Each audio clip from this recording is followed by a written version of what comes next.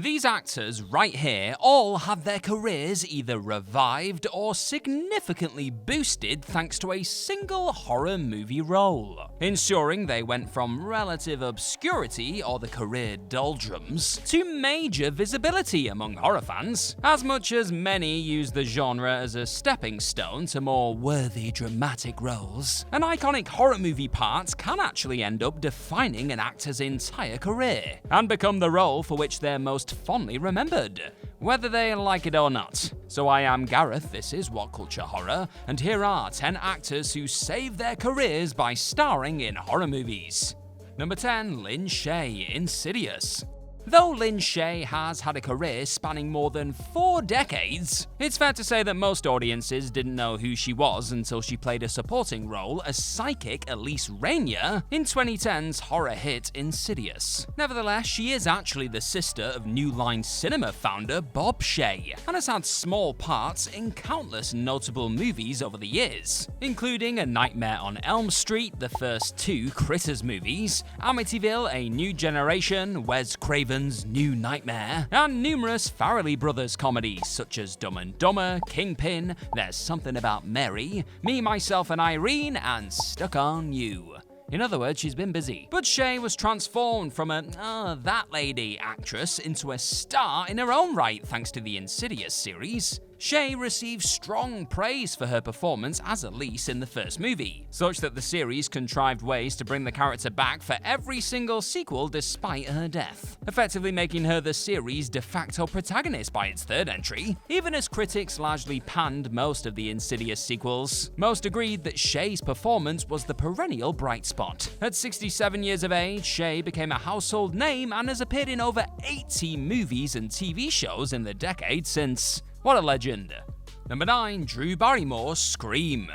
Drew Barrymore was of course catapulted to fame at just 7 years of age when she played Gertie in E.T. the Extraterrestrial. But the years that followed were coloured by substance abuse and a stint in rehab as a teenager, with the actress' personal issues making more headlines than her actual movies. Throughout the early 90s, Barrymore starred in a number of trashy B-movies keen to exploit her popular persona, such as Poison Ivy, Gun Crazy, No Place to Hide, and Doppelganger. And it seemed like she was destined to flame out of Hollywood altogether at one point. Though everything changed when she accepted the small but unforgettable role of Casey Becker in Wes Craven's Scream. Given that most audiences went into the film expecting her to be the protagonist, jaws were dropped worldwide when she was suddenly killed off in the opening scene. Despite the brevity of her appearance, it got Barrymore back in the public consciousness in a positive way. And though she hasn't appeared in many horror movies since, the next decade saw her star in a number of popular films such as The Wedding Singer, Never Been Kissed, Charlie's Angels, Donnie Darko, and 50 First Dates. Today, Barrymore remains a well-regarded actress, even winning a Golden Globe in 2010 for her performance in drama series Grey Gardens, hosts her own talk show, and seems to have put her troubled past behind her. Without taking the Scream role though, it is anyone's guess how her career might have turned out. Now I've got a quick question for you. What is your favourite acting performance in a horror movie? You let me know in the comments section down below. Go and do it. Number 8. Henry Thomas, Ouija: Origin of Evil. Drew Barrymore isn't the only E.T. star whose career has been boosted by a stint in a horror movie, folks. Henry Thomas played the movie's young human protagonist, Elliot. Yet, despite the film's enormous success and the acclaim for his performance in particular, he's had a relatively modest career in the 3+ decades that followed, generally taking small supporting roles in low-key movies. But everything changed for Thomas in 2016, when he played the role of Father Tom Hogan in Mike Flanagan's surprisingly solid horror prequel Ouija: Origin of Evil. Since then, he's reteamed with Flanagan on most of his subsequent projects, including Gerald's Game, Doctor Sleep, TV series The Haunting of Hill House and The Haunting of Bly Manor, and also the likes of Midnight Mass and The Fall of the House of Usher. In these outings, Thomas has been given substantial, well-drawn characters to sink his teeth into, bringing him back into the cultural conversation in a way he hasn't in almost 4 decades. Number 7. Betsy Palmer, Friday the 13th. From the 1950s through to the 1980s, Betsy Palmer was best known as a veteran Broadway and TV actress. But Palmer's career path changed forever in 1980, when, in order to pay for a new car she desperately needed, she reluctantly agreed to play a small supporting role in an unassuming horror film called Friday the 13th. Palmer, of course, played Pamela Voorhees, the psychotic mother of drowned camp attendee Jason, who is also revealed to be the killer at film's end. Spoilers, I guess? Too late now. The instantly iconic performance immediately won Palmer a new generation of fans, after which she had an incredibly active TV career throughout the 80s, and today remains one of the horror genre's most recognizable figures. Palmer had mixed feelings about the movie's success for many years, though in later life came to embrace the part's importance in the genre, and how beloved the original Friday the 13th continues to be. Better late than never. Number 6. Sid Hay, House of a Thousand Corpses. The late, great Sid Hay had a career spanning almost 60 years prior to his death in 2019, serving as a regular supporting player on countless TV shows throughout the 60s, 70s, and 80s, as well as appearing in several of Jack Hill's blaxploitation films. But Haig was always a cult figure at best, and in 1992 informally retired from acting after becoming fed up of being offered variations on the same part, the intimidating big guy. After almost being coaxed out of retirement to play Marcellus Wallace in Pulp Fiction, he played a judge in Quentin Tarantino's 1997 follow-up Jackie Brown, though once again returned to obscurity until 2003, when he played the psychopathic murderer Captain Spaulding in Rob Zombie's House of a Thousand Corpses. Despite the film's generally mixed reception, Haig received strong praise for his menacing performance, leading to him reprising the role in 2 sequels and reteaming with Zombie on several other projects. Haig was reinvented as a horror icon overnight, and for the remainder of his life and career appeared in almost 24 horror movies. Thanks for checking out this career-saving horror list today, you frightening people. And if you are enjoying yourselves, then hit that subscribe button down below and you're gonna get more of these What Culture horror videos in your life. Get it done. Number 5. Donald Pleasance, Halloween.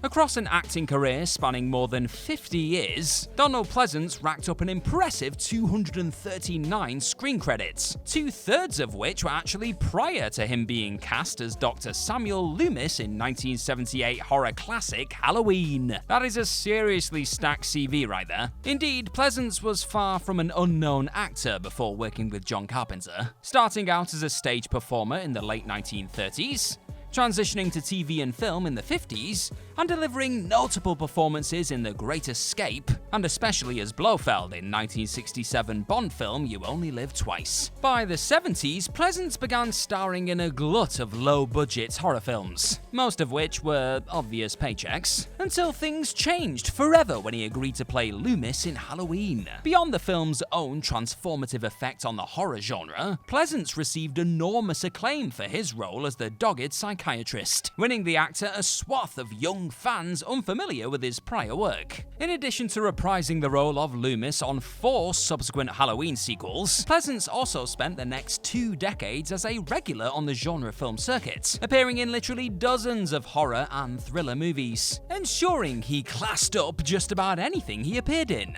good or bad. Somewhat fittingly, one of the actor's final roles prior to his 1995 passing was a reprise of Loomis for the 6th Halloween, The Curse of Michael Myers. Despite playing the most iconic Bond villain decades earlier, to horror fans, Pleasance is still best remembered for what is surely his signature role. Number 4. Milla Jovovich, Resident Evil. Though Milla Jovovich's Hollywood career began in 1988 at the age of just 13, I was still playing with wrestling figures at that age, man. She took a 4-year acting hiatus in 1993. After her role in Dazed and Confused was disappointingly trimmed down. Jovovich came back with a vengeance in 1997's The Fifth Element, memorably playing oddball sidekick Lilo, though the years that followed saw her take only a handful of roles, the majority of which received a mixed critical response. But Jovovich then became an international icon when she starred in 2002's video game adaptation Resident Evil, directed by her future husband Paul W.S. Anderson. The horror action film proved a solid commercial hit despite mixed reviews, and kickstarted a phenomenally successful 6-film franchise which finally wrapped up in 2016. Though it is fair to say that Jovich's filmography is wildly inconsistent, she nevertheless became a global genre icon thanks to Resident Evil. No matter that her protagonist Alice didn't even appear in the video games, given that Jovich basically seems primed to play the protagonist in every movie her husband makes from now until the end of time, it's probably safe to say that Resident Evil sets her on the right path. She's doing okay. Number 3, Tony Todd, Final Destination. Tony Todd is undeniably best known for playing the titular antagonist in the Candyman franchise. Yet as great as the first movie is, by the time the third movie went straight to video in 1999, it was safe to say that the mainstream had largely lost interest. But the very next year, Todd secured himself a role in a horror film which would go on to become a pop culture phenomenon in its own right, Final Destination. Todd played the small but memorable role of creepy mortician William Bloodworth, a character who fans quickly speculated had an intimate link with death, given his suspicious knowledge of the villain's methods. A brief but flashy part, it reminded Candyman fans just how deliciously creepy Todd could be. While introducing him to a new generation of teens who'd never even heard of Candyman, Todd reprised the role in the second and fifth films, and in the 20+ years since the original, has enjoyed a career resurgence, playing more than 150 bit parts across TV and film. That's a lot of parts. Best of all, he also reprised the role of Candyman in the latest sequel too. He's also set to return for the next Final Destination movie too. Good for Todd. Number 2, Tobin Bell, Saw. Tobin Bell has had a fascinating career, having spent years working as an off-Broadway actor and playing a stand-in, background or small roles in more than 30 major Hollywood movies. It wasn't until Bell was 46 years of age that he won his first major acting role in 1988's Mississippi Burning, and for most of the 90s he played supporting parts in films and TV shows. But in 2004, Bell got a rocket strapped to him when he appeared in a little film called Saw as John Kramer, the terminally ill man who is secretly also the murderous mastermind known as Jigsaw. What a twist. Bell has appeared in 9 released Saw movies to date in some capacity, despite his character being killed off in Saw 3, in turn establishing himself as the most recognizable modern horror icon, in a period where slasher movie franchises had become unfashionable. Bell is the face of the franchise, and no matter the quality of the later installments, he gives a deliciously menacing performance every single time. And this star power has effectively made Bell a horror mainstay ever since. His gravelly voice and piercing gaze sure to elevate just about any movie that he turns up in. And number 1, Brad Dourif, Child's Play.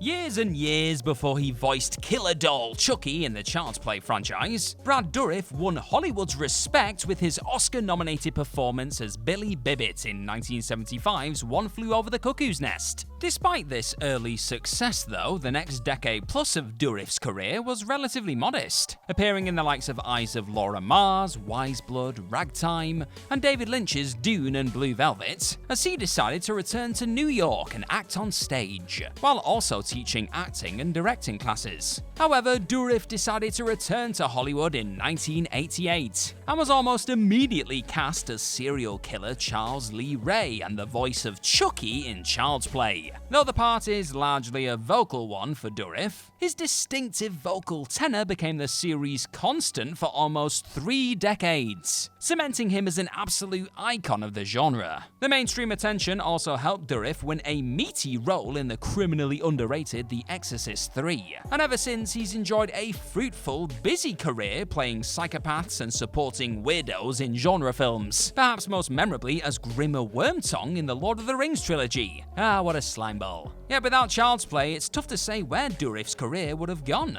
And though it didn't net him an Oscar nomination, it sure did win him a cult of enthusiastic fans. That's better than any gold statue in my book.